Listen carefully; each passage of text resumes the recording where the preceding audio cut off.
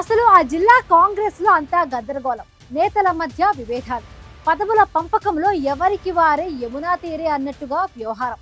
ఎప్పుడు ఏం జరుగుతుందో తెలియని పరిస్థితి. దీంతో కార్యకర్తలు సైతం తీవ్ర అసంతృప్తితో ఉన్నారట. జిల్లాలోని అత్యంత బలమైన పార్టీగా ఉన్న కాంగ్రెస్లో ఇప్పుడు అయోమయ పరిస్థితులు నెలకొన్నాయి. అసలు దీనికి కారణాలేంటి? నేతల మధ్య సమన్వయ లోపమా, లేక నామినేటెడ్ పోస్టుల పందేరమా? ఈ స్టోరీలో చూద్దాం. తెలంగాణ రాజకీయాలలో కాంగ్రెస్ పార్టీకి తిరుగులేని కంచుకోటగా ఉమ్మడి ఖమ్మం జిల్లా నిలిచింది. గత అసెంబ్లీ ఎన్నికల్లో జిల్లాలోని మొత్తం 10కి 10 నియోజకవర్గాలలో కాంగ్రెస్ జెండా ఎగిరింది. రాష్ట్ర ప్రభుత్వంలో డిప్యూటీ సీఎం బట్టి విక్రమార్కతో పాటు మంత్రులు పొంగులేటి శ్రీనివాసరెడ్డి, తుమ్మల నాగేశ్వరరావు అత్యంత కీలకమైన శాఖలను పర్యవేక్షిస్తున్నారు.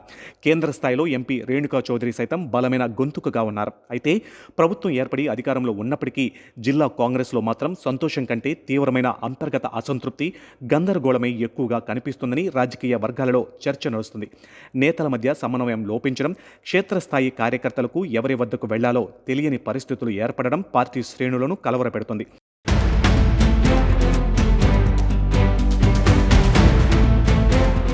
10 ఏళ్ల పాటు అధికారానికి దూరంగా ఉండి కష్టకాలంలో పార్టీని కాపాడుకున్న పాత కాంగ్రెస్ నాయకులు, కార్యకర్తలు ఒకవైపు ఉంటే, ఎన్నికల సమయంలో ఇతర పార్టీల నుంచి చేరిన నాయకులు మరోవైపు ఉన్నారు.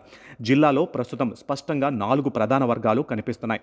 రేణుకా చౌదరి వర్గం, బట్టి విక్రమార్క వర్గం, పొంగులేటి శ్రీనివాసరెడ్డి వర్గం, తుమ్మల నాగేశ్వరరావు వర్గం. ఇలా పాత కొత్త నేతలంతా వర్గాలుగా విడిపోయి పదవుల కోసం ఎవరికి వారు పోటీ పడుతున్నారు. ఏ చిన్న పదవి వచ్చినా, నామినేటెడ్ పోస్టులు ప్రకటించాల్సి వచ్చినా ఈ 4 వర్గాల మధ్య తీవ్రమైన పోటీ నెలకొంటుంది. పదవులు దక్కిన కొద్దిమంది నేతలు హ్యాపీగా ఉంటే, ఏళ్ల తరబడి ఆశలు పెట్టుకున్న మెజారిటీ క్యాడర్ మాత్రం తీవ్ర నైరాశ్యంలో మునిగిపోతుంది.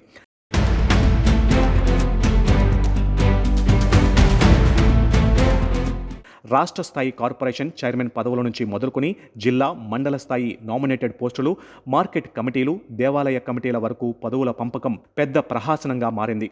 ఎన్నికల సమయంలో చేరిన నేతలకు ఇచ్చిన హామీల మేరకు పదవులు ఇవ్వాలా, లేక ఏళ్ల తరబడి జెండా మోసిన ఒరిజినల్ కాంగ్రెస్ క్యాడర్కు ప్రాధాన్యత ఇవ్వాలా అన్న దానిపై మంత్రులకు సైతం తలనొప్పిగా మారింది. ఎన్నికల సమయంలో నాయకులకు పదవులు ఆశలు చూపి హామీలు ఇచ్చిన చాలామందిని పార్టీలో చేర్చుకున్నారు. ఇప్పుడు వారంతా మా పరిస్థితి ఏంటని నిలదీస్తున్నారు. దీంతో ఆశావాహులంతా గాంధీ భవన్, హైదరాబాద్లోని మంత్రుల నివాసాల చుట్టూ ప్రదక్షిణలు చేస్తూ పైరవీల్లో మునిగిపోయారు. తమకు న్యాయం జరగకపోతే ఊరుకునేది లేదంటూ కొందరు నేతలు బాహాటంగానే అధిష్టానానికి హెచ్చరికలు జారీ చేసే స్థాయికి పరిస్థితి చేరింది.